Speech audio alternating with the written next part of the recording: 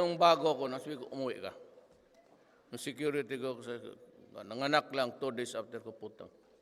Kaya lahat sa Kaya sa Davao, tanongin mo ang taga Davao, meron doon sa Davao ang para sa bata. Kung ikaw nasa trabaho ka gobyerno, ibigay mo doon. May mga nurses, lahat, doktor. Kompleto yan, maraming kama. Tapos sa baba, laruan. Rubber lahat para walang untog-untog. Iwan mo yung anak mo doon. Tapos lumabas ka lang ng opisina, padudo mo ang anak mo, yung sarili mong ano.